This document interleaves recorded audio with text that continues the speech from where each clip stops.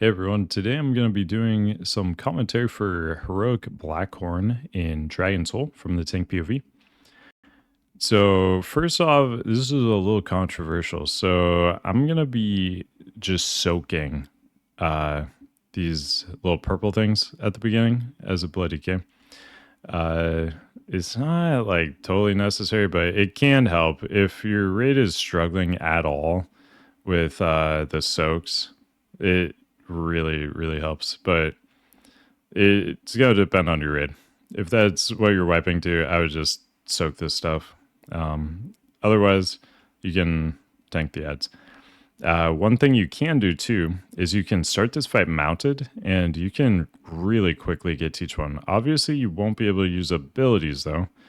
So some of those solo soaks will be dangerous. Once you lose like your bone shield, like you won't be able to like AMS or anything. So at that point, just kind of like if you are going to take a solo soak, I would just hop off your mount, press AMS. But the extra move speed is like huge for getting around each of those until that point. So here I'm just pumping a little bit of damage in between soaks, but you have the Dreadblade, which does a frontal cleave, and it puts a stacking dot, Shao dot. The Slayer just does a single target stacking bleed, physical bleed. So don't face the Dreadblade towards people. That's a lot of extra damage if people are taking those. You can also bop off the stacks of the Slayer's physical debuff. One way to do this, if you want, is like if you're two tanking the ads, first tank will take the Slayer, and then that tank would take the Dreadblade on the next set of ads, and vice versa. That way, debuffs will drop off each tank reliably. But you don't necessarily need to do that, and you can just bop the physical stacks off as well. And then these sappers are occasionally going to drop. You should watch for like grips on them to get them back in. You can also like chains of ice them, whatever. If you're like a pally, you can hodge them. Warrior can cuss a blow. Like you have lots of options. Bash on druid, stuff like that. So every tank has things they can do to like help out with the sappers. And then you want to tank these ads next to the drakes on the side so they can be cleaved. And you're also going to help soak these big soaks. So that's like a ton of like split damage there. Good time to potentially use like Vamp Blood as well for the group effect.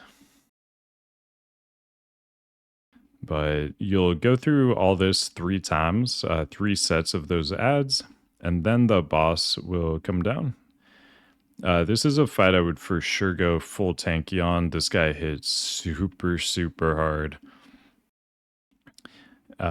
He does 1% more damage for every 1% of HP he's missing. So when he's at 5% HP, he does 95% more damage.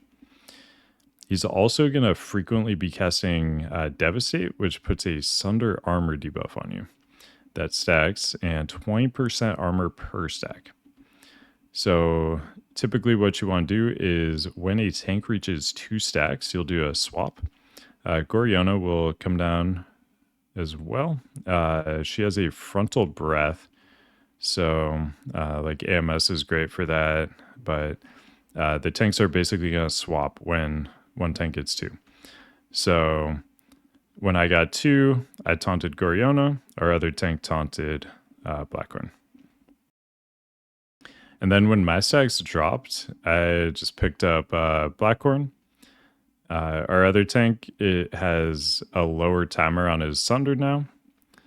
And that's going to fall off shortly, so we'll be good to go.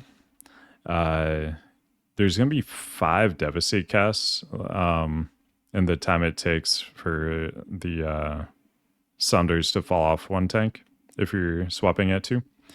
So 1 does need to get avoided. If 1 doesn't get avoided, then one of the tanks will get 3.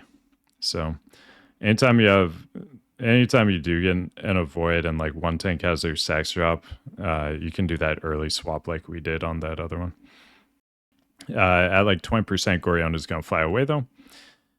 So then you're just dealing with Blackhorn, but his HP is getting lower and lower, which means he's doing more and more damage.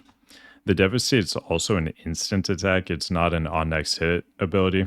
So it's a lot of burst because he can melee you and devastate at like the same time. So at this point, you want a cooldown going at all times. I've actually died at full HP. I think the boss was maybe 20%. I had Bone Shield and full HP, and I got insta-killed. So that's kind of like the danger level you're dealing with here. So as the boss gets low, you're really going to want, you know, like wall, PS, double sack cooldowns like sack plus Bone Shield. And my sacks fall off, so I'm taunting the boss here. And I've got my wall up. We're going to throw that preemptively. At this moment, I probably saw flashes of when I died with Bone Shield and full HP before. And we're going to, now we have the Bone Shield plus the Vamp Blood, and we get the PS on top of it. Boss is dying, so we're just using everything. Yeah, at the end there, it's going to go pretty quick. But yeah, this boss is going to hit you super, super hard. He does have that shockwave too. This shouldn't really ever face you, but sometimes it can. So just keep an eye on it. If he's shockwaving at you, make sure you move. It's a good idea. You don't want to get hit by that. It'll stun you, do a lot of damage to you. You'll probably just die as a tank if you do get hit. But yeah, that's pretty much what it boils down to. Just every time one tank gets 2 stacks, make sure you taunt, and you should be good to go. Make sure you're using your cooldowns a lot. And that's it. During prog, you can use armor pots. It can be helpful to just make sure you survive here. But yeah, you can live without that also. Just a little extra thing you could do. But full, you know, stam trinkets, full defensive setup for prog. Hope that was helpful for you guys. I'll see you in the next one.